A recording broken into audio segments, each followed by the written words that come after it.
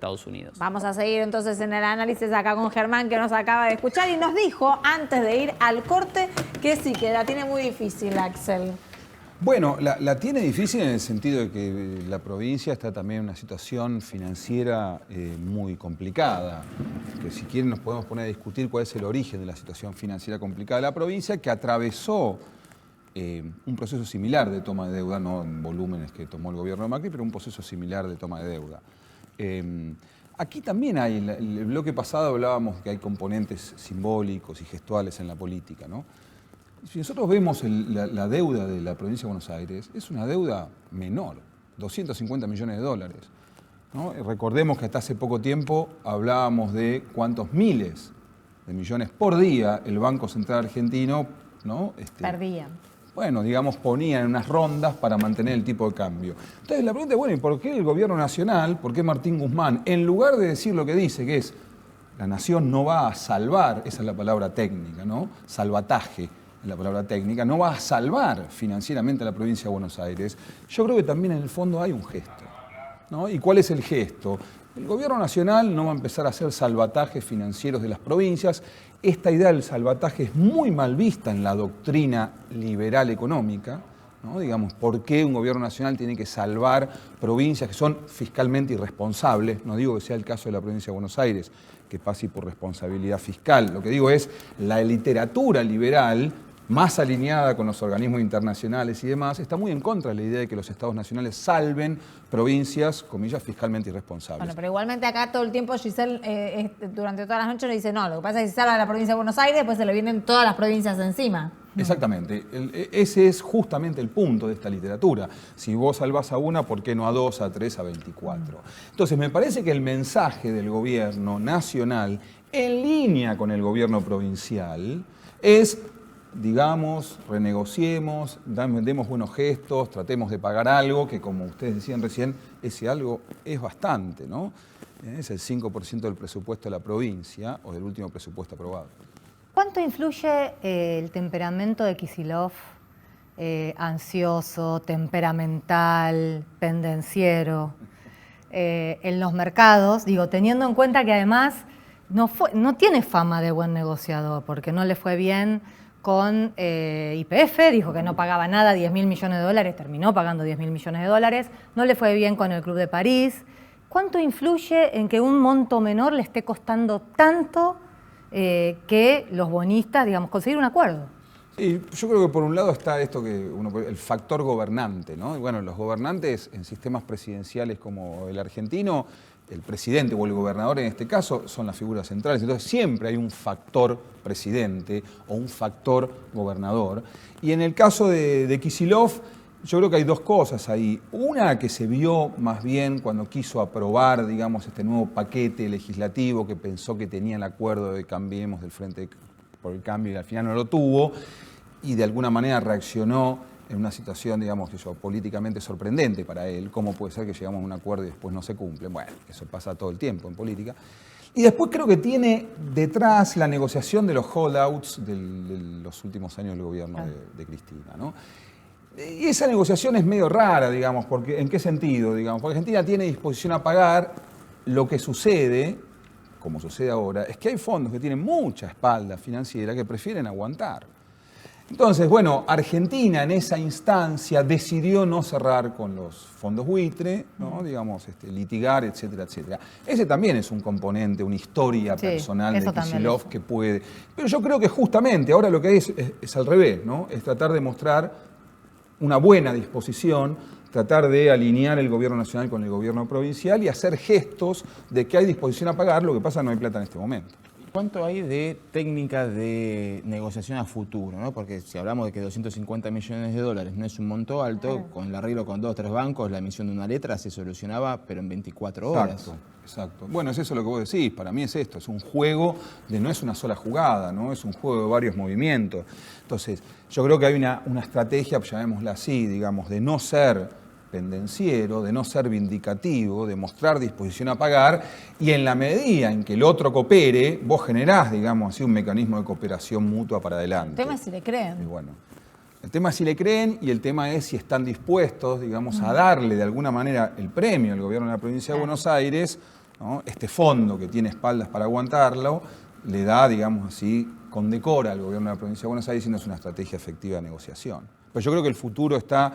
Yo no tengo presente hoy la cadena de vencimientos del 2020 de la provincia de Buenos Aires, pero es complicada y la del 2021 es más complicada. 1.200 millones Bueno, en un par de meses. Claro. Ahí está. Exacto. Siguiendo con la línea de Kicillof, ¿no es poco inteligente haberse puesto él al frente de toda la negociación y descuidar quizás los asuntos domésticos de la provincia? Y quizás como Alberto, que llamó a Guzmán y puso al ministro de Hacienda a resolver ese tema, ¿no tendría que haber usado una estrategia similar en la provincia? No sé muy bien cómo, la verdad que confieso, no sé muy bien cómo es el equipo de Kicillof que está manejando el tema de la deuda, digamos. Es parte del equipo que estaba con él en el Ministerio de Economía, parte de economistas de la Fundación Germán Abdala, digamos, cercanos, pero no sé concretamente quiénes están al mando de esa negociación. Sí hay un componente que es el factor Kicillof, fue ministro de Economía, ¿no? Claro. Entonces, digamos, es difícil que diga, bueno, no, yo solamente tengo la responsabilidad de la administración de la provincia. Lo que sí me parece claro, esto sí creo que es importante, es que no parece haber interferencias desde la provincia en la estrategia nacional, ¿no? Y esto sí es importante porque no siempre ha sucedido así, ¿no? Si hablamos de la figura de Kicillof y de la deuda que enfrenta y el manejo que está teniendo en cuenta, en algunos diarios del fin de semana, muchos de los periodistas contaron que en algún punto la estrategia de Alberto Fernández de sumarlo al viaje de Israel fue un poco tener momentos de intimidad con el gobernador y demostrarle realmente cómo es el mundo de la realidad. ¿Cómo podemos analizar que un presidente tenga que ser un poco el padrino de un gobernador, de uno de los más importantes del país? Mira, yo a ver si le saco los nombres propios, lo pongo de esta manera. La relación entre el presidente de la República y el gobernador de la provincia de Buenos Aires son relaciones complejas. Y suelen ser más complejas cuando son del mismo partido político.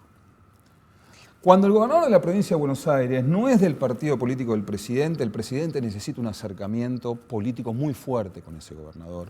No le puede pedir a ese gobernador sacrificios. Es el gobernador del distrito más importante donde se produce el 40% de lo que se produce Argentina. Cuando el gobernador es del partido del presidente, las relaciones no han sido buenas. O sea, Alfonsín no ha tenido una buena relación con Armendáriz. Es más, le sacó los puntos de coparticipación que hoy la provincia de Buenos Aires sigue exigiendo. Menem no tuvo una buena relación política con Duhalde. De hecho, hubo un acuerdo que se llamó Fondo del Conurbano Bonaerense para que Duhalde no le dispute la presidencia a Menem. Macri no tuvo una buena relación con María Eugenia Vidal. De hecho, le transfirió servicios, le tuvo que dar tardíamente y a desgano el Fondo del Conurbano, recuperarlo, y se lo dio después de los servicios. La pregunta es cómo se va a llevar Alberto con Axel Kicillof. Bueno, de vuelta, todavía no lo sabemos. Bueno, por eso yo quiero marcaba, una idea. no, por eso yo marcaba que ahí parece haber un alineamiento en la estrategia, ¿no? Y esto a 2 meses de un gobierno, que es nada, de un gobierno de coalición donde, ¿no?, corrientes del peronismo no necesariamente se van a alinear en todo y cada uno de los aspectos del gobierno, es alentador, simplemente eso. Sí, te llevo al tema del ajuste que hablaban antes con Diana en el living. Alberto prometió, y esto fue una de las campañas, yo creo que va a ser una de las que después se va a terminar arrepintiendo, un 20% de aumento para los jubilados, que las LELIC, y obviamente no lo pudo hacer, ¿no? Fue una promesa de campaña que no pudo cumplir. ¿No crees, digo, porque ganaron con 2 millones de votos y seguramente fueron de parte de la clase media, y el ajuste está cayendo en el campo que vota el macrismo, pero también en la clase media con los impuestos sobrecargados, no sé, el tarjeta y varios. Y muchos jubilados, vos decís los que más pueden, la mínima, o sea, los que cobran 30.000 pesos no integran la mínima y eso no es una jubilación pudiente. Sin embargo, no va a tener el aumento que le correspondía. ¿Cuánto crees que la sociedad o estos sectores afectados van a aguantar que como no hay plata, la carga sea sobre ellos? Bueno, es una gran pregunta, digamos. La verdad es que no lo sé. Yo creo que la política ordena esto, no la comunicación social, ¿no? ¿Y por qué digo que lo ordena la política? Vamos a tomar 2 o 3 frentes que hablamos recién. El primer frente es con el campo. Bueno, es tarea del gobierno negociar políticamente un esquema razonable de retenciones a diferentes productos. Y esto es política. ¿Cómo hará el gobierno? ¿Entrará con toda la mesa de enlace? ¿Dividirá esa mesa? No lo sabemos. Hay algunos gestos de que los pequeños va a ser diferencial en caso de que se aumente, pero digamos, política con el campo, ¿no? Y los sectores económicamente dinámicos de la economía argentina. Por otro lado, está esta discusión, que creo que es la discusión doméstica de fondo, ¿no? Que son sumas fijas o paritarias, para ponerlo, digamos, blanco sobre negro, ¿no? Y esto le pega de lleno al sistema jubilatorio, que está en una situación de fragilidad extrema en Argentina, con cierta mala suerte que ha tenido en el gobierno, este gobierno entrante. ¿En qué sentido tenía mala suerte? Si ustedes recuerdan, la nueva ley previsional establecía una ley de movilidad que era muy dependiente, o es muy dependiente de la inflación. Sí. ¿Por qué? Esa es la reforma de Sebastián Galiani. ¿Qué es? ¿Que Sebastián Galiani quería, digamos, compensar? No, Sebastián Galiani pensaba que la inflación iba a ser más o menos 10, y la inflación fue 53. Entonces, es un efecto no deseado de la reforma conservadora de Galiani que le pega de lleno a este gobierno, que ahora tiene que ir a machear ese aumento inflacionario que no está en condiciones de hacerlo. Y buscar una nueva fórmula. Pero a lo que vamos es la nueva fórmula también. Si está atada a cualquier valor de la economía de nuestro país, acá Facundo, que es el señor de los números, lo deberá saber muy bien. Igualmente se te va a haber un descalabro, porque no hemos tenido en los años que llevamos como país un lineamiento económico. Bueno, yo diría, el sistema jubilatorio es una de las asignaturas que el gobierno va a tener que atender. O sea, no, amerita una reforma estructural porque realmente no alcanza si hay solamente 2 aportantes por jubilado cuando tiene que haber 4 por cada uno de los jubilados. Es una cuestión matemática elemental, pero creo que igualmente la discusión que se está dando en la mesa también va a definir qué va a pasar el hecho de si se acepta o no la reestructuración de la deuda, porque ahí va a generar un enorme oxígeno para el gobierno. Correcto. Y ahí, obviamente, todo lo que tiene que ver, incluso con el tema salarial, se va también, de alguna manera, a flexibilizar si tiene recursos adicionales el gobierno nacional. Yo creo que es eso, digamos. Yo creo que la renegociación de la deuda le da oxígeno financiero al gobierno y le da un ancla inflacionaria a Culfas para sentarse con los actores sindicales y con los actores del mundo del capital y establecer un mecanismo, de vuelta vuelvo, apolítico de negociación. ¿Qué está haciendo el gobierno ahora? Con jubilados y con trabajadores. Con algunos está negociando, por ejemplo, la bancaria, que creo que es una muy buena negociación para el gobierno, ¿no? Un gremio acostumbrado a estarle arriba un poquito a la inflación. Y por otro lado, la idea de la suma fija a cuenta de las paritarias siguientes. Bueno, ahí hay un gran tema, ¿no? Que es en qué medida la disposición de los actores está para... Algunos vienen con paritarias indexadas, otros vienen con cláusula gatillo, otros tienen que volver a sentarse. Y acá el gobierno nos está diciendo, hay un aumento de dinero, ese aumento de dinero viene a cuenta de una negociación que vamos a tener algún día del año más adelante. Entonces ahí el frente externo le da al gobierno, a Culfas, un ancla de expectativa inflacionaria para poder salir a negociar esos aumentos nominales, digamos así. ¿Cuánto tiempo se puede sostener esta heterogeneidad dentro del gabinete, en la cual, por ejemplo, quiero tener pacificados a los sectores que controlan la calle, tengo 4 o 5 funcionarios que vienen de los movimientos sociales y piqueteros? Siento en la mesa a los sindicatos, de los cuales algunos tienen muy atrasados a la inflación por tercer año consecutivo, o sea, tienen una acumulada del 70-75%. Y al mismo tiempo tengo al ministro de Economía haciendo de gestor de deuda y al ministro de Producción haciendo de ministro de Economía. ¿Cuánto tiempo puede sostenerse eso con los egos propios de cada funcionario? No sé, la respuesta va a ser siempre la misma en ese sentido, ¿no? Yo creo que ahí de vuelta... La política. Y sí, digamos, ¿no? ¿Cómo se sostiene los gobiernos de coaliciones amplias y variadas? Te digo porque en un momento se tendrá que blanquear eso. ¿Cuál de todos los aspectos que mencionas? Todos. Bueno, depende, algunos no necesariamente, ¿no? Digo, se pueden arrastrar. Yo creo que todo es muy condicional. Lo voy a decir así, el peronismo es un partido de Estado, ¿no? Cuando digo es un partido de Estado, es un partido que cuando está en el gobierno, gobierna, ¿sí? Gestiona y distribuye los frutos de la gestión.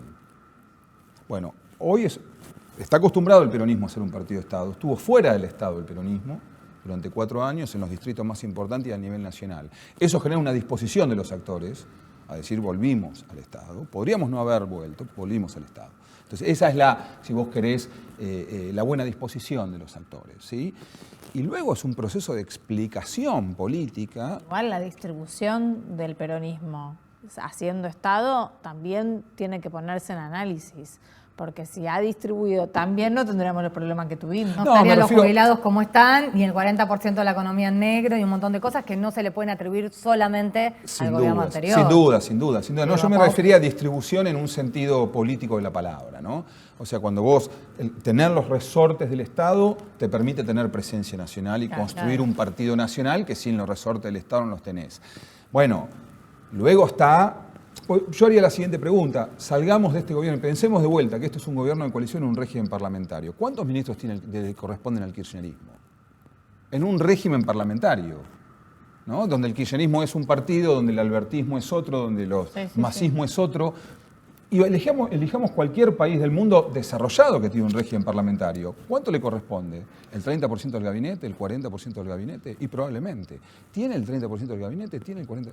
Sí, está bastante dividido. Bueno, entonces lo que digo es, volviendo a ese control, esa, digamos, ingeniería del equilibrista, es difícil de sostener.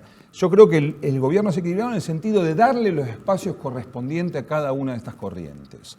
No parece haber, hay que ver segundas líneas, terceras, pero no parece haber grande insatisfacción de la mano de los sectores que acabamos de nombrar. Yo no escucho a los movimientos territoriales protestando, no se escucha a los No a sindicatos nivel protestando. nacional, pero en la provincia hay muchos intendentes que le están haciendo la cruz a Axel Kicillof, intendentes propios del Frente de Todos. Bueno, ese es un potencial frente de conflicto que estaba presente antes del triunfo de Kicillof, ¿no? Que es cómo congeniabas, digamos así, la administración del Estado de manos de la Cámpora con una típica forma de construcción del poder en la provincia de Buenos Aires, que es entregar algunos ministerios clave a los intendentes. Una definición te pido rápida que tenemos que ir cerrando. ¿Cómo ves la oposición? La veo muy fluida. La veo muy fluida, no me sorprende. No me sorprenden dos cosas. No me sorprende que tenga disposición a cooperar en el ámbito legislativo. Y la veo muy dividida, pero como era esperable. Un liderazgo de Macri que va a ser cuestionado, básicamente porque Macri no tiene cargo, digamos, entonces va a ser un liderazgo cuestionado, por figuras, dos claves dentro del PRO, que son Rodríguez Larreta con función de gobierno y María Eugenia Vidal con expectativas, y luego el radicalismo que va a tener que decidir hasta cuándo va a formar el frente y cuándo va a volver, si es que vuelve, a ser un partido con proyección nacional. Germán, gracias por estar acá. Muchas gracias a usted.